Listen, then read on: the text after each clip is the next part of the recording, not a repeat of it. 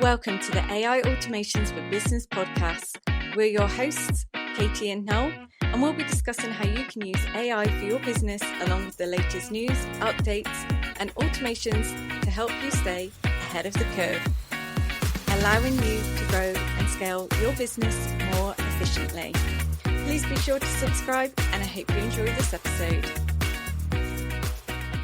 Hello, welcome back to another episode. We are so excited that you are here. Hi, hello, I'm Katie, and I've got Noel here with me. Hey, Noel. Hello. Noel, this week you've gone a bit bananas. I have, yes. Only in a small way, though. Only in a nano way. Exactly, yes. Okay, so that is exactly what we're talking about, Nano Banana. Yes, yeah. There's been a lot of talk about it, quite a bit of hype, but yeah, I think in this episode we're going to cut through all of that. Let's start from the very beginning. Yes. What is Nano Banana? I mean, it's a silly word to start off with, isn't it? I can't believe we're talking. It's fun to say, though. It is, yeah. And there's been lots of memes with glowing bananas and banana characters. So, well done, Google. Well done. Well done. Tip my cap to you. Well done. That was very good marketing. But what it is a new AI model for image editing and also image creation. And yeah, it's kind of taken people a bit by surprise with how good it is.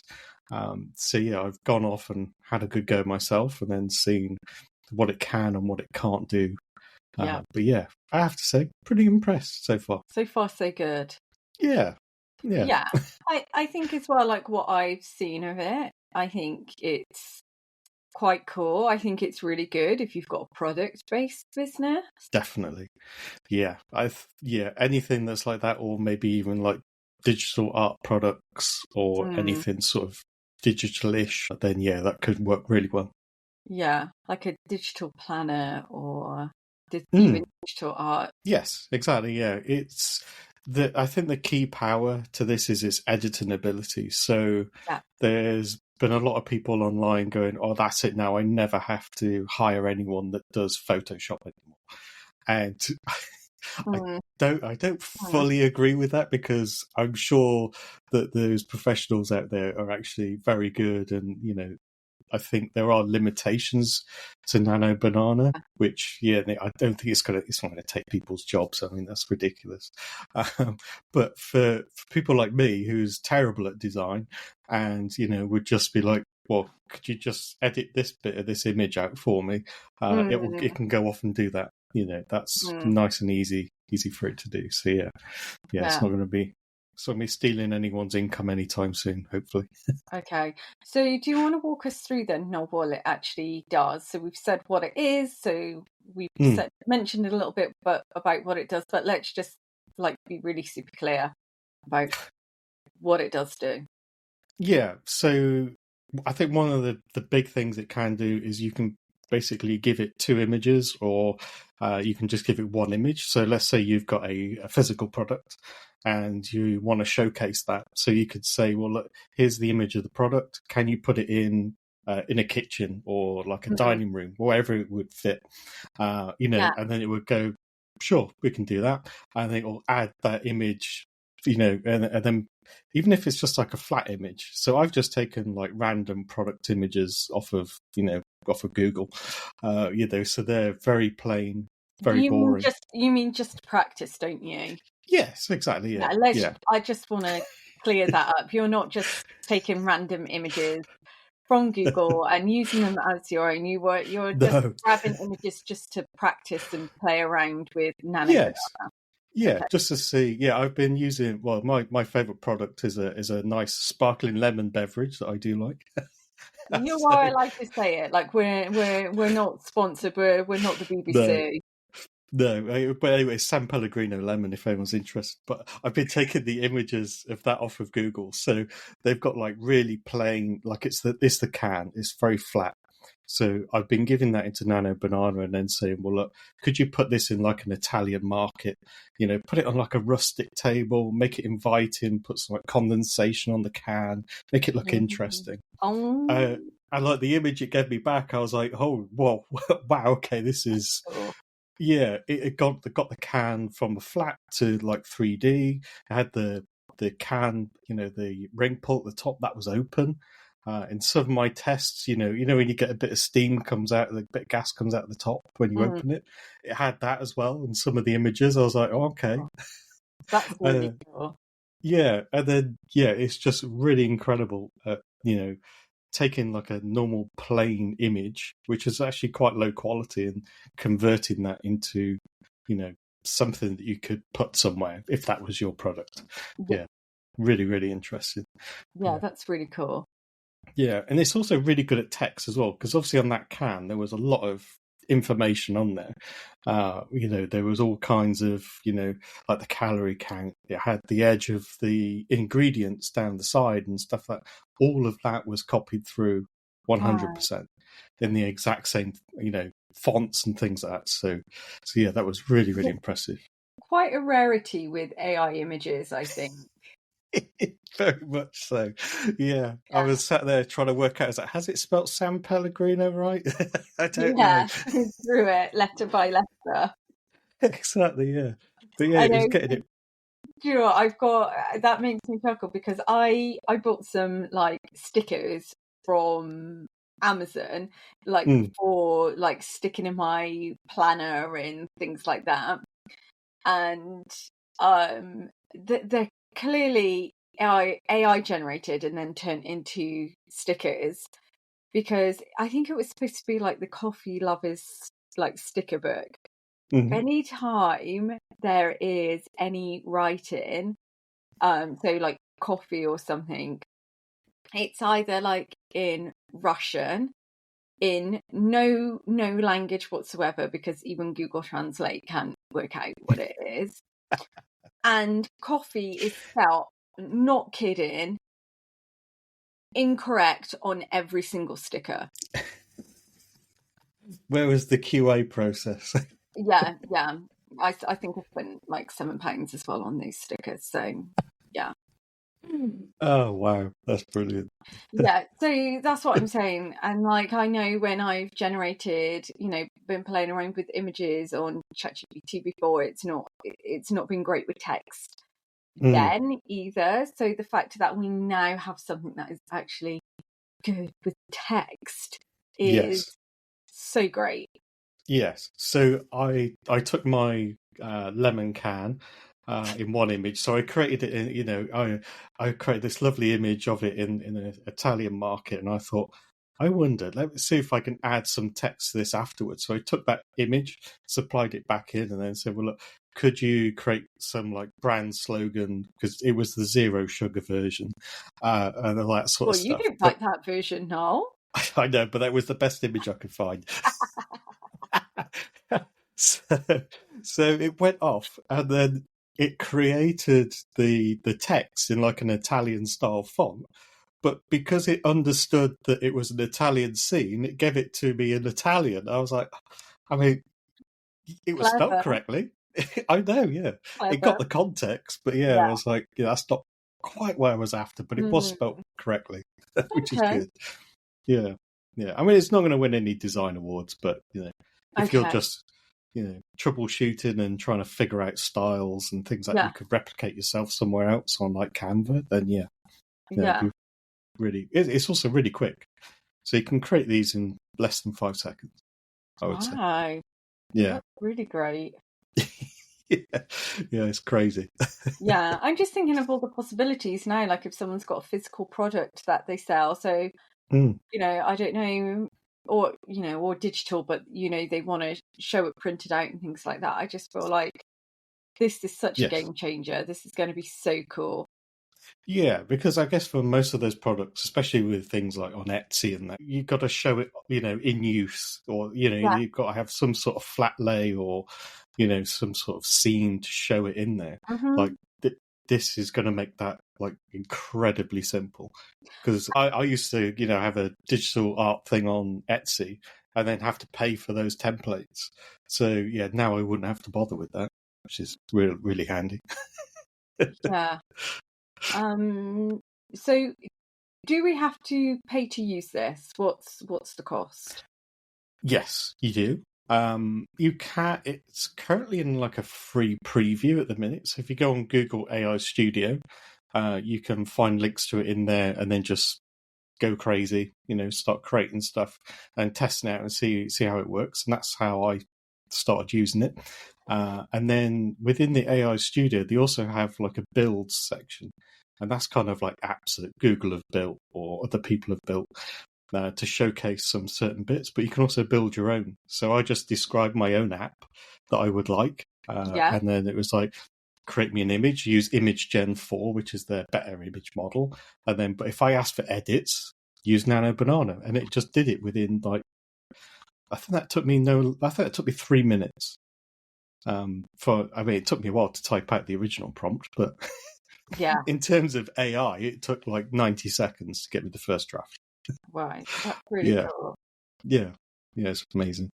So we're not aware of the cost at the moment. Is that what we're saying? I think, yeah, if you start using it directly from the API, that does have a cost incurred, and we're talking like 3-4 cents an image. Yeah. So it's not breaking the bank. No, it's a lot cheaper than hiring a photographer. Or if you do have, I don't know, the same product but in different colours, or I don't know, maybe you've got like a candle business and maybe you've got like 10 or 20 in your range, and photographing each of them, or finding unique ways to come up with different ways to show them off. I feel like this is going to be a bit of a game changer and so much cheaper for like businesses that are just starting out. Yes. Yeah, I think obviously like the big corporations, bigger businesses, they're always going to use those professionals, aren't they? They're always going to, but like, of course. Yeah, which but makes total sense.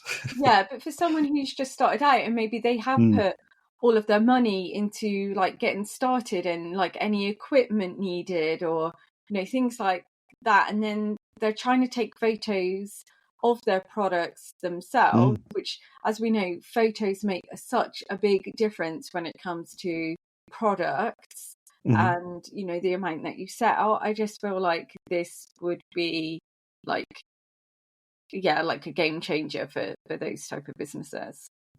Definitely, Yeah.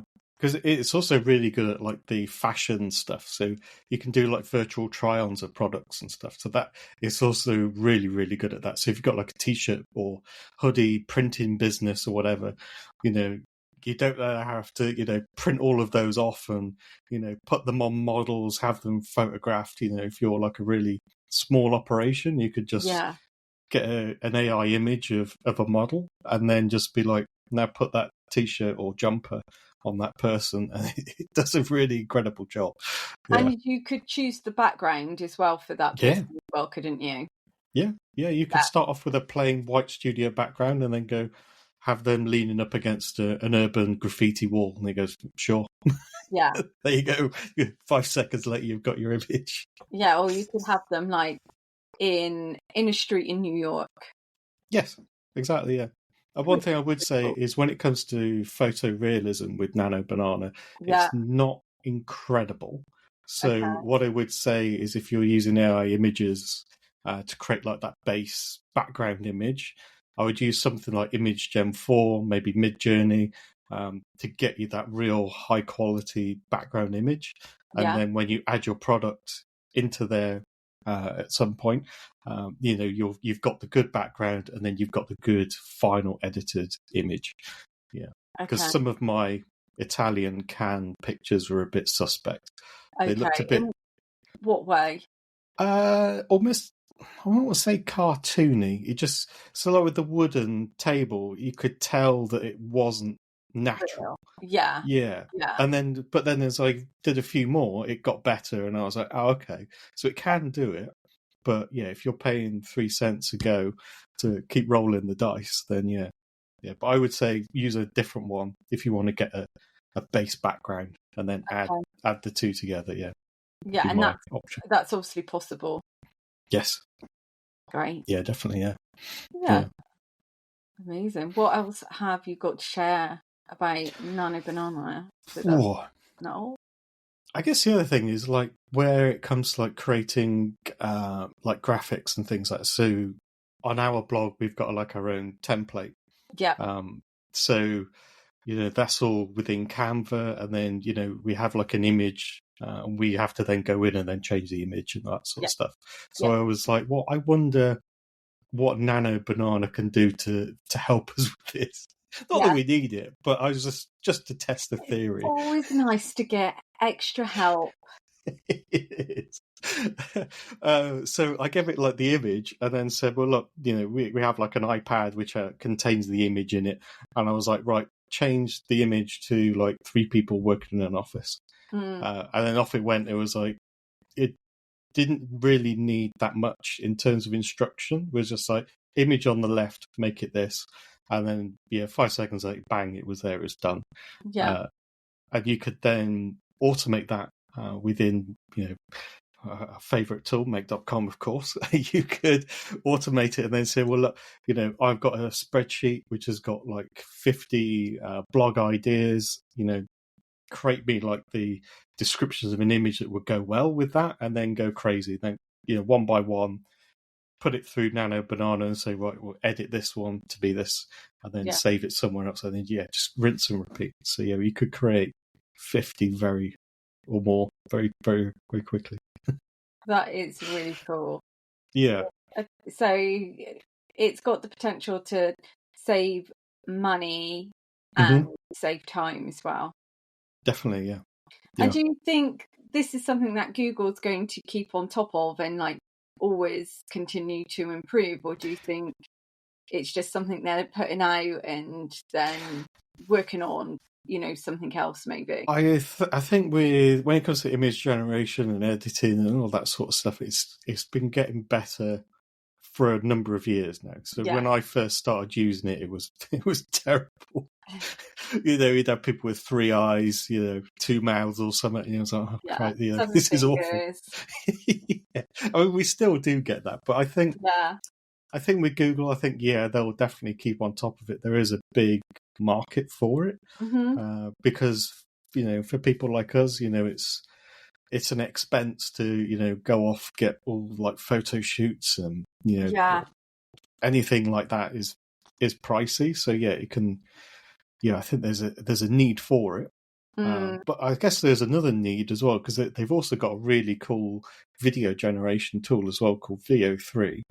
So let's say you've got a product, you've added it into a scene, you could then automate it and put it through VO3. So then it would like pan round or zoom into the product. So you could then use that as like some of like your advertising or whatever. You could have that as the video in the background or whatever. Yeah. So yeah. Music as well, like the right music layered onto that would be like 10 out of 10. Amazing. Yeah. And the other thing as well is like people on TikTok, where they showcase products.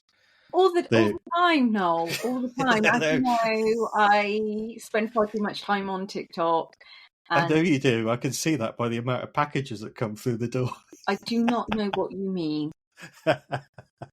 Those are not for me. Not all the time, no. But... No, I feel like Betty, that's our dog, by the way, does a lot of online shopping as well. She's very clever, that dog. She's so clever. Yeah. She's so smart. Yeah.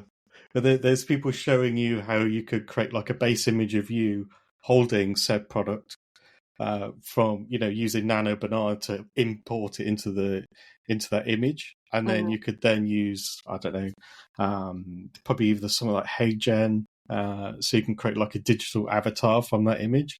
And then you could be then you talking about the product. It would look like you, it would sound like you, and then you're holding the thing or showing it, and then using that as your ad. I mean, it's a bit sketchy, I guess, but there's people out there that will do it.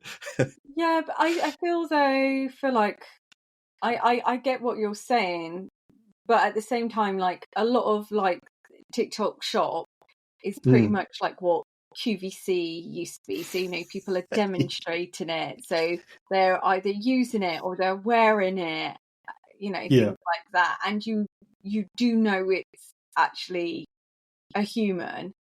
Yes.